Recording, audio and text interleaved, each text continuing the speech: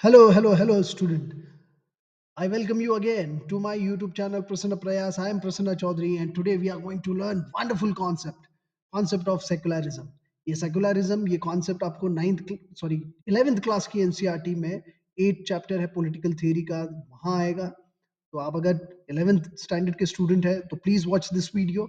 Not just that, if you are preparing for competitive exam UPSC MPSC state services you know and CDS AFCAT CAPF, please try to understand this concept in depth so that अगर secularism के आसपास में कोई question आता है, जो कि संभावना होती है बहुत बार इंटरव्यू में अगर कोई पूछ ले, ग्रुप डिस्कशन का अगर ये टॉपिक आ जाए या फिर ए से लिखना पड़े, तो आप सही तरीके से लिख सके, सही तरीके से अपना थॉट प्रोसेस जो है वो अ, रख सके. इसीलिए ये टॉपिक बहुत इंपॉर्टेंट है. So without wasting much time, let's begin. So secularism. तो सेक्युलरिज्म में सबसे पहले हम लोग देखेंगे कि हम ये चैप्टर में क्या क्या पढ़ने वाले हैं. तो सबसे पहले हम इन सारे मुद्दों पे हम लोग फोकस करेंगे. देयर आर सर्टेन क्वेश्चन जिसका हम लोग आंसर ढूंढने की कोशिश करेंगे. Will try to understand what is the meaning of secularism. इस लेक्चर में तो हम लोग इसी पे फोकस करेंगे, मीनिंग ऑफ सेक्युलरिज्म. बट हमारे जो बाकी के जो पार्ट आएंगे, मैंने बाकी के जो सीरीज ऑफ लेक्चर आएंगे उसमें हम क्या क्या देखने वाले हैं. Is secularism a western implant on Indian soil. Western model of secularism देखेंगे, इंडियन मॉडल ऑफ सेक्युलरिज्म देखेंगे. क्या सेक्युलरिज्म ये माइनॉरिटी की तरफ में पार्शियलिटी दिखाता है क्या, ये हम देखेंगे.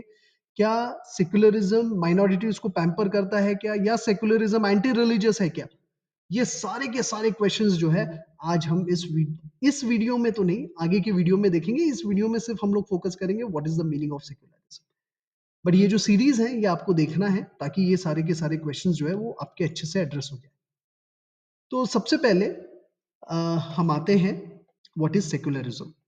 इसके पहले कि सेक्युलरिज्म को समझे, हम लोग कुछ इवेंट्स देखेंगे. जूस, हम सबने सुना है 10th क्लास की एनसीईआरटी में हिटलर का जो चैप्टर है उसमें भी हमने देखा कि हिटलर ने किस तरीके से जूस को टारगेट किया और genocide was carried out. Juice जहां जहां यूरोप में रहे वहां वहां उन्होंने डिस्क्रिमिनेशन फेस किया. बट देखो, बड़ी अजीब बात है, जिन जूस ने जो है डिस्क्रिमिनेशन फेस किया, जब उन्होंने अपना एक देश बनाया आफ्टर सेकेंड वर्ल्ड वॉर, उन्होंने अपने जूस सिटीजन के लिए socio political economic benefits avail किए.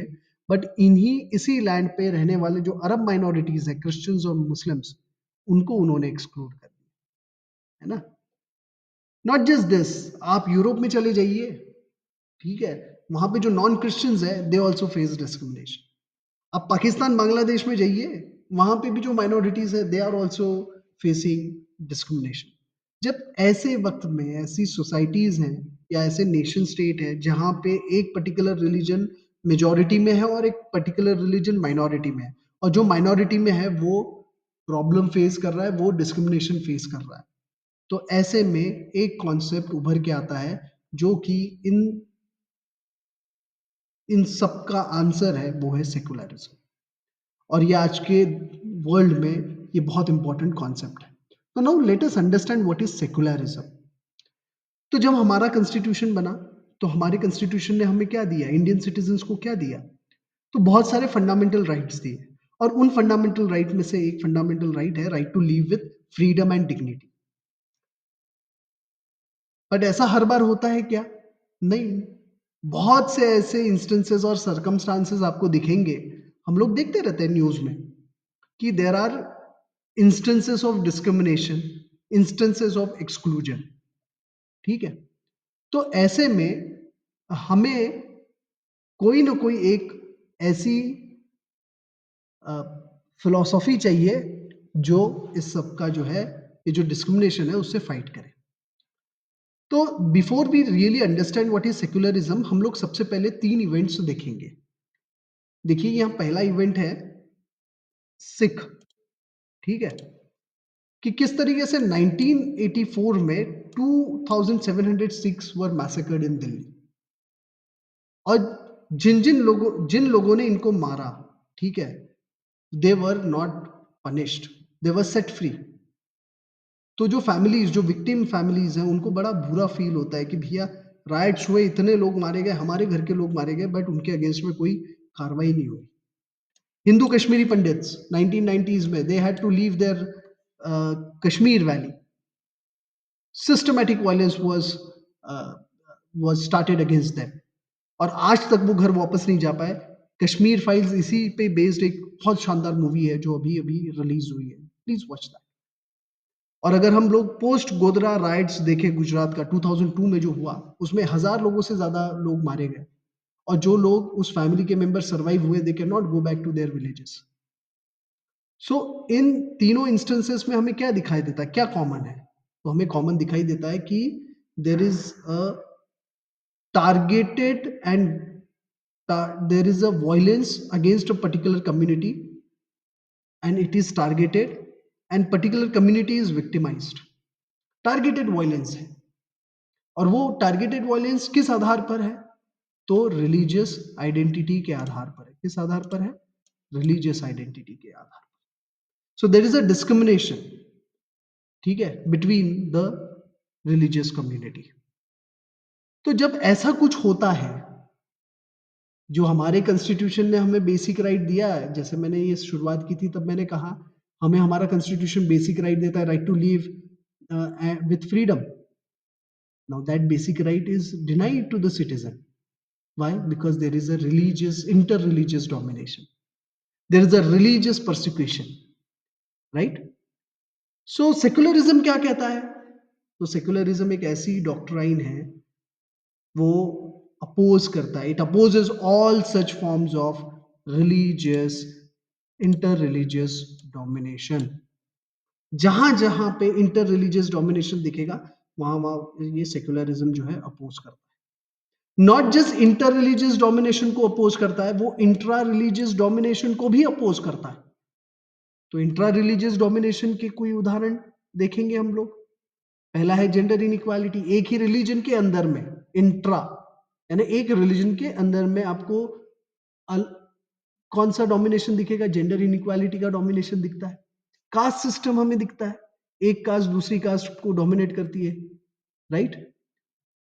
हमें रिलीजियस फंडामेंटलिज्म दिखता है, ठीक है, क्योंकि कुछ एक लोग रहते हैं जो फंडामेंटलिस्ट होते हैं, ठीक है, वो कहते हैं नहीं आप और वो अड़े रहते हैं, they do not have tolerance, उसके वजह से पीस एंडेंजर हो जाता है, राइट?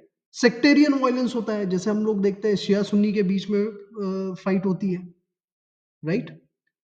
हिंदूज में भी अलग अलग सेक्ट हैं, वो भी एक दूसरे के साथ में कभी कभी वायलेंस कर लेते हैं, लड़ लेते हैं। तो ऐसे में जो ऐसी चीज जो इंट्रा रिलीजियस डोमिनेशन दिखा रही है या एक दूसरे के अगेंस्ट में वायलेंस कर रही है, एक दूसरे को मार काट कर रही है, ये ठीक है क्या? नहीं है, ठीक है। तो हमारा जो इंटर सेक्युलर है, इंडिया का जो सेक्युलरिज्म है, वो इन दोनों को भी जो है अपोज करता है, इंट्रा रिलीजियस डोमिनेशन को भी और इंटर रिलीजियस डोमिनेशन को। इंट्रा रिलीजियस डोमिनेशन अपोज करता है, इसके एक बहुत शानदार एग्जाम्पल है राइट अगेंस्ट इनइक्वालिटी। भैया अनटचेबिलिटी बैन की है क्योंकि एक विशिष्ट ग्रुप दूसरे एक ग्रुप को जो है डोमिनेट कर रहा था।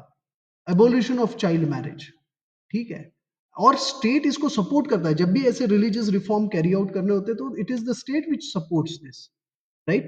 Triple talaq is one of the classic example where state has intervened and said no, भैया women के अगेंस्ट में अत्याचार हो रहे हैं, ट्रिपल तलाक नहीं चलेगा, ठीक है, लाइक दैट। सो चलो आते हैं finally, what is our definition of secularism. जब एग्जाम में आएगा तो हमें क्या लिखना है, या फिर हमें पूछा जाएगा या एसे वगैरह लिखना है तो हमें क्या बोलना है?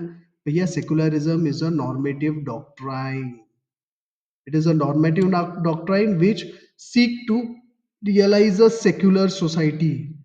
वो एक सेक्युलर सोसाइटी बनाना चाहते हैं which is devoid of inter religious और इंट्रा रिलीजियस डोमिनेशन।